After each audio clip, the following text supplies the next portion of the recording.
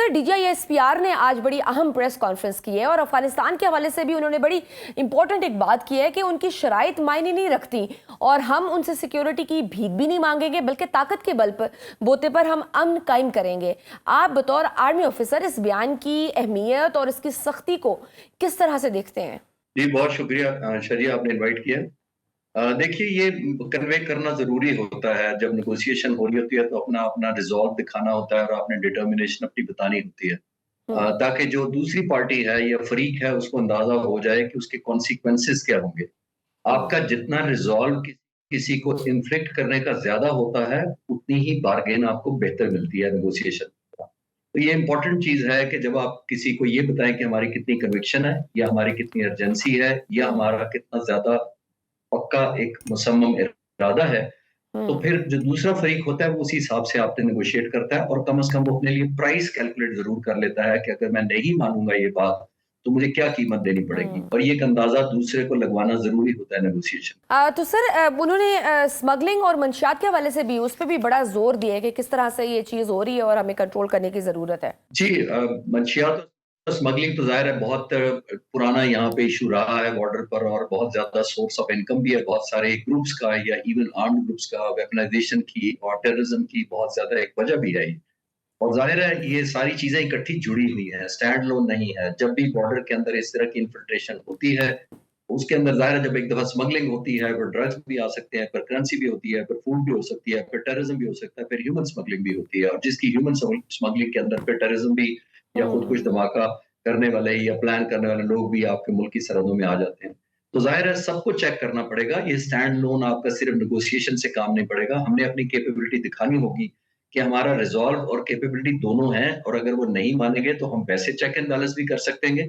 और इससे ज़्यादा सख्ती करने की पोज़ीशन में भी हम होंगे। तो ज़ाहिर है जैसे मैंने कहा ये स्टैंड अलोन आप ये नहीं कर सकते कि टेररिज्म स्मगल ना हो और बाकी चीज़ें चलती रहें। हमें बॉर्डर के हर पोस्ट पर, हर जो राहदारी है हमें वहाँ पर सख्ती करनी पड़ेगी, चेकिंग बढ़ानी पड़ेगी, इंटेलिजेंस करना पड़ेगा, नेटवर्क बढ़ाना पड़ेगा ताकि हमें बर वक़्त खबरें मिलें और इंटरसेप्ट करें और दुश्मन को या जो भी हमारे पाकिस्तान के खिलाफ काम कर रहे हैं उनको ये मैसेज चला जाए कि आपकी कोई भी इस तरह की मूव कामयाब नहीं होगी। तो ये कंटिन्यूड एफर्ट है और अपना रिज़ॉल्व दिखाना मेरा ख्याल है ज़रूरी है। ठीक सर, ये जो पाक अफगान मुआहिदे में एक और बात भी हुई थी कि अगर दोनों तरफ से कोई ऐसा अटैक होता है या कोई इस तरह की बात होती है तो आप जवाब नहीं देंगे, बल्कि आप जो सालसी हैं उनको आप इन्वॉल्व करेंगे, उनको बताएंगे कि ये देखेंगे इस तरफ से ये अब शरारत की गई है। जबकि पाकिस्तान ये कहता रहा है कि अगर अफगानिस्तान ने कोई ऐसी हैंकी पैंकी लगाई, दोबारा अपनी सरजमीन पाकिस्तान के खिलाफ इस्तेमाल की, तो फिर उसको मुंह तोड़ जवाब दिया जाएगा। क्या अब अगर दोबारा इस तरह की कोई अफगानिस्तान की तरफ से एफर्ट होती है तो क्या हम पहले सालसी को बताएंगे, जो हमारे सालसी मेंबर्स हैं उनको बताएंगे, या फिर हम ये इस्तेहकाक रखते हैं कि हम उनको रिस्पॉन्ड करेंगे? देखिए शजिया, इसमें थोड़ा-सा तहम्मुल की ज़रूरत है क्योंकि ये डबल एज सोर्ड है। डबल एज सोर्ड इस तरह से मैं इसको देखता हूँ कि क्योंकि इंडिया फैक्टर बहुत प्रोमिनेंट है इसके अंदर और क्योंकि उनके स्लीपिंग सेल्स भी हैं,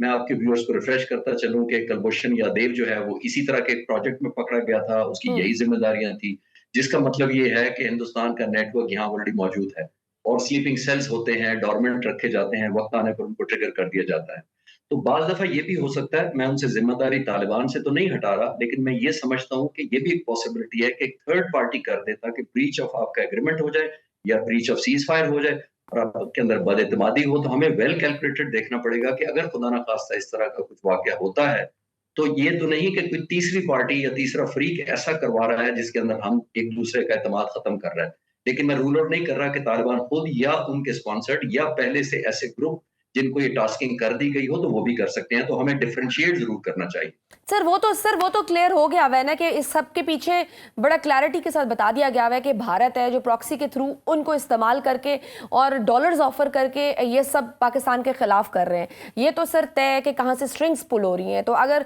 इस तरह की कोई एफर्ट होती है तो इसका मतलब है कि हम पहले सालसी जो हमारे मेंबर्स हैं उनको इन्फॉर्म करेंगे और उसके बाद हम रिएक्शन देंगे। ये डिपेंड करता है क्या इंटेंसिटी है। ऑब्वियसली मैंने जैसे अर्ज़ किया कि कितनी ज़्यादा सिवियरिटी के साथ हमें कोई नुकसान पहुँचाने की कोशिश होती है, उस पे डिपेंडेंट होगा कि हमने रिस्पॉन्ड क्या करना है। और ऑब्वियसली बाज़ दफ़ा इंटेलिजेंस बेस आपके पास इन्फॉर्मेशन इस तरह की होती है कि आपको सोर्स का पता होता है, आप लॉन्चिंग पैड का पता होता है, तो फिर एक पॉसिबिलिटी ये भी है कि हम एक प्रोहिबिटिव कॉस्ट उस पर इम्पोज़ कर दें उस वाक़ये के ऊपर कि जहाँ से ये इनिशिएट की गई हो, तो फिर बाज़ दफ़ा ऑन स्पॉट इमीडिएटली और एक कंफर्म किस्म का एक मैसेज भेजना भी जरूरी होता है, लेकिन वो सिचुएशन टू सिचुएशन वेरी करेगा। ठीक सर, क्योंकि सर अब वैसे भी ये भी अब इस प्रेस कॉन्फ्रेंस में DGISPR ने भी बड़ा क्लियर बोला है कि हमें तो अभी भी लगता है कि भारत समंदर की तरफ से कोई ऐसा फॉल्स फ्लैग ऑपरेशन कर सकता है। जी, ये तो जाहिर है मई के बाद से तो हम किसी तरफ से भी तवक्को कर रहे हैं मल्टी डायमेंशनल, जैसे एक उसने अफगानिस्तान को लॉन्च किया, फिर आपने ये मल्लाह जो मछलियां पकड़ने वाले उनको पकड़ा गया, उनसे निकाला, बड़ी इंफॉर्मेशन निकली है।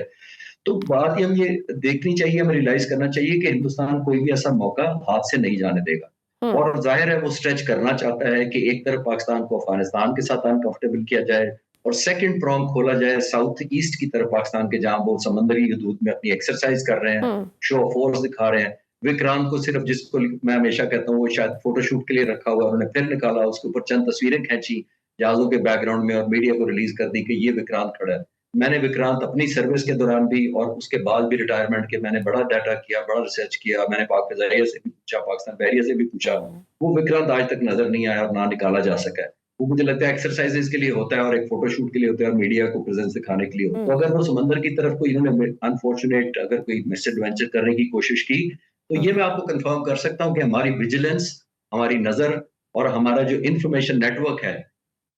वो हिंदुस्तान की शायद सोच से भी आगे तक है और इतना टाइमली है और इतना एक्यूरेट है कि शायद वो खुद सरप्राइज हो जाएंगे इंशाल्लाह। सही। सर, इस्तांबुल में भी आज बहुत बड़ा एक इवेंट हो रहा है, मुस्लिम ममालिक के वज़ीर ख़ारजा का इजलास है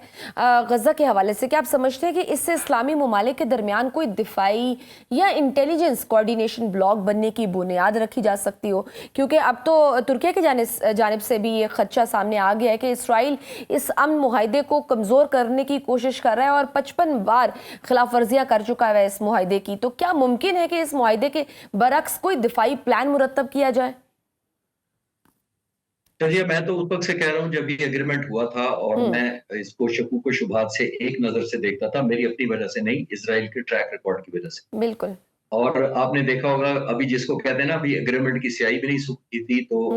इजराइल के प्राइम मिनिस्टर ने बयान दिया था कि मैंने तो कोई टू स्टेट पे एग्रीमेंट नहीं किया। उन्होंने ये भी कहा था कि हम जब भी जरूरत पड़ेगी फिर हमास को हिट करेंगे, टारगेट करेंगे, और मेरी एप्रीहेंशंस डे वन से यही थी और आज भी वही है। मैंने उस वक्त भी अर्ज किया था जब एग्रीमेंट हुआ था कि ये इतने नुकात लिख तो लिए हैं लेकिन इसमें जज और ज्यूरी खुद इजराइल है या अमेरिकन प्रेसिडेंट है। तो जो 8 मुल्क स्टेक होल्डर थे उनमें से मेरा नहीं ख्याल कि कोई ऐसी स्टेटस रखा गया था, पहली बात। दूसरी बात ये थी कि मुझे डेस्परेशन नजर आ रही थी इजरायली प्राइम मिनिस्टर की एक चीज पर कि उनको हर सूरत में अपने जरगमाली वापस चाहिए थे, क्योंकि उनका बहुत प्रेशर माउंट हुआ था, डोमेस्टिक भी, उनका इलेक्शन अगले साल आ रहा है, उनकी ऑपोजिशन बहुत स्ट्रांग है, उन पर मुकदमे चल रहे थे।